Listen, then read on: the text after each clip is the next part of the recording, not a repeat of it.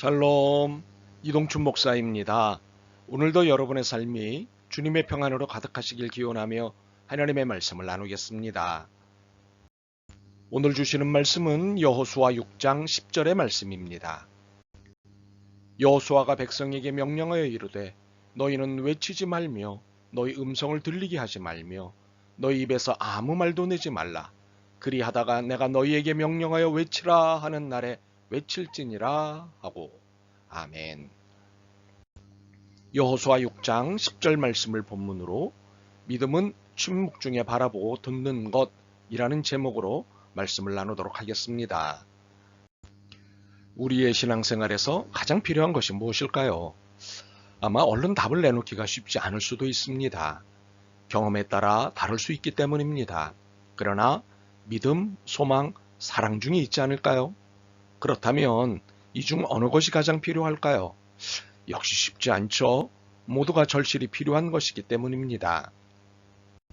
하지만 기본이 되고 시작이 되는 것은 있습니다. 믿음입니다. 믿음으로 또는 믿음을 따라 소망하고 살아가는 것입니다. 믿음이 없이는 하나님을 기쁘시게 할 수 없습니다. 그래서 믿음은 모든 것의 근원이자 시작입니다. 오늘 본문을 통해 이를 확인할 수 있습니다.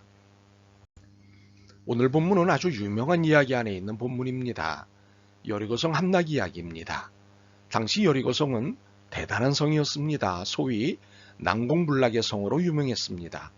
어느 시점부터 그 누구도 여리고성을 무너뜨릴 수 있다고 생각하지 않았습니다.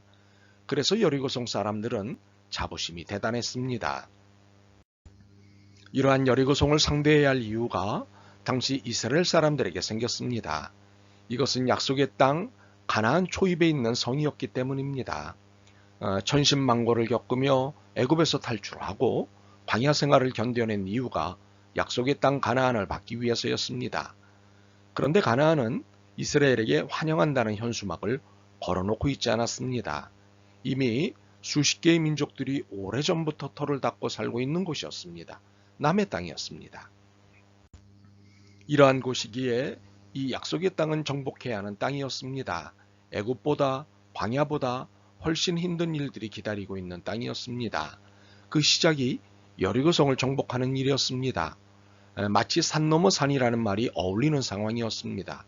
아주 오랜 세월 그 어떤 힘과 공략에도 무너지지 않은 이 난공불락의 요새 여리고성을 상대해야 하는 이스라엘은 난감했을 것입니다. 어쩌면 기가 막혔을 것입니다. 그런데 이 성이 무너졌습니다. 손 하나 대지 않았는데 무너졌습니다.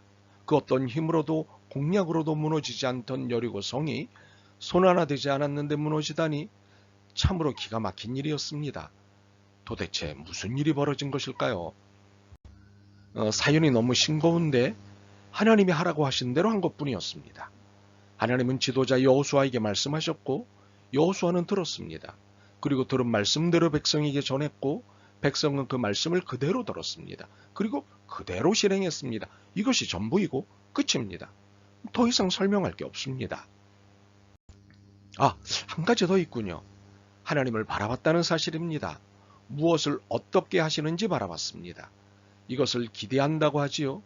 아니면 소망한다고 할까요? 아니면 믿는다고 할까요? 다 가능한 정의지만 믿음에 의한 기대입니다. 그렇습니다. 이스라엘은 하나님이 들려주신 말씀을 들었습니다. 그리고 그 말씀을 믿고 기대하며 기다렸습니다. 사실 그들이 할 수 있는 일이 전혀 없었던 것은 아닙니다. 끽소리도 못 내고 죽느니 소리라도 한번 내고 죽자고 결심하고 힘을 모아볼 수도 있었을 것입니다. 그러나 그들은 그 어떤 육체적, 물리적 힘도 모으지 않았습니다. 모을 필요가 없었습니다. 믿음이면 됐기 때문입니다. 그래서 힘껏 믿음을 모았습니다. 사실상 이들은 가장 강력한 힘을 모은 것입니다. 믿음이란 하나님을 바라봄입니다. 기대하고 기도하는 바라봄입니다. 나는 할 수 없으나 주님은 모든 것을 하실 수 있고 지금 이 문제를 해결하실 수 있는 유일한 분이심을 고백하는 것이 믿음입니다. 그러니 믿음이야말로 가장 강력한 힘이지 않겠습니까? 그런데 이들이 하나님의 말씀을 듣고 그 말씀을 바라본 것과 함께 한 것이 하나 더 있습니다.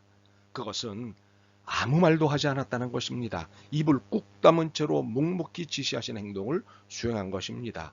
듣고 보는 것 외에 자신의 생각과 말은 결코 내놓지 않았다는 것입니다. 10절입니다. 여호수아가 백성에게 명령하여 이르되 너희는 외치지 말며 너희 음성을 들리게 하지 말며 너희 입에서 아무 말도 내지 말라 그리하다가 내가 너희에게 명령하여 외치라 하는 날에 외칠지니라. 하나님이 이들에게 지시하신 여리고성 함락 방법은 독특했습니다. 행진 내용을 갖추고 이스라엘 백성들이 매일 성을 한 바퀴씩 아무 말도 없이 도는 것이었습니다.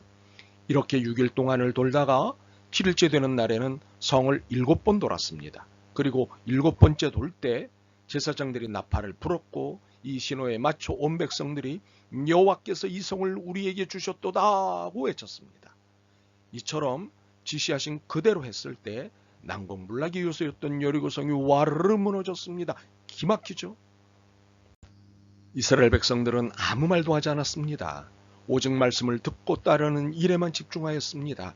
이 태도는 하나님을 깊이 경배하는 마음가짐이었습니다. 이 마음으로 침묵하였고 지시에 따라 때에 맞는 외침을 하였던 것입니다. 철저한 순종이었습니다. 그렇습니다. 하나님의 말씀에 순종하기 위해 자신의 말을 닫았습니다. 말을 못해서 의견이 없어서 입을 닫지 않았습니다. 나름의 생각은 있지만 분명한 하나님의 말씀이 있으셨기에 자신의 생각이 아닌 하나님의 말씀에 의지했습니다. 이것이 신앙이고 이것이 사는 길입니다. 더욱이 풍성한 삶을 누리는 방법입니다. 시야를 가리고 있던 여리고성이 무너지는 순간 그들의 눈앞에 펼쳐진 것은 적과 꿀이 흐르는 가나안 땅이었습니다. 시조 아브라함 시절에 약속하셨던 광활한 약속의 땅을 눈으로 볼 수 있었습니다. 여리고성이 무너지자 일어난 일이었습니다. 참으로 이것을 가능케 했던 것은 침묵하여 듣고 침묵하며 하나님을 바라본 데 있었습니다. 그렇습니다. 침묵이었습니다. 그것도 절대 침묵이었습니다. 절대 침묵은 절대 순종입니다. 하나님의 말씀에 대한 절대 순종입니다. 이 절대 침묵, 절대 순종에 의해 그들은 드디어 약속의 땅을 볼 수 있었습니다. 문제가 있는 것을 살펴보면 말이 많다는 공통점이 있습니다. 그것도 여러 말들이 섞이고 서로 다툽니다. 그래서 바른 말, 정확한 말은 들리지 않고 오히려 묻혀버립니다. 틀린 말, 불의한 말이 세력을 잡습니다.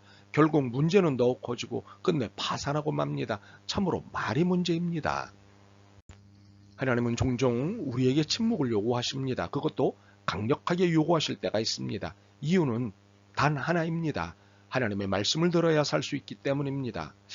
혹시 내비게이션의 도움을 제대로 받아본 경험이 있다면 이해가 쉬울 것 같습니다. 깜빡하다 보면 속도 제한 구역을 지나칠 때가 있습니다. 특히 대화에 열중하다가 속도 제한을 잊고 지나갈 때가 있습니다. 이때 속도 제한 구역임을 알려주는 신호와 소리를 듣고 얼른 정신을 차리고 위기를 모면하게 됩니다. 결국 침묵이 필요하다는 사실입니다. 이렇듯 우리의 믿음이 바르게 자리를 잡고 바르게 성장하려면 하나님 앞에 침묵을 배워야 합니다. 또한 우리 앞에 문제를 해결하려면 이미 문제를 아시는 주님의 답을 듣기 위해 침묵하는 것부터 배워야 합니다. 이 침묵을 배우는 자리에 여러분을 초대합니다. 그래서 함께 주님을 찬양할 수 있길 소망합니다. 아멘. 주님, 듣기를 원합니다. 말을 거두게 하옵소서. 주님 앞에 말을 내려놓게 하옵소서. 그래서 주님의 역사를 눈으로 보게 하옵소서. 거룩을 향한 침묵을 갖게 하옵소서. 예수 그리스도의 이름으로 기도드립니다. 아멘. 오늘도 여러분의 믿음과 삶을 응원합니다. 사랑합니다.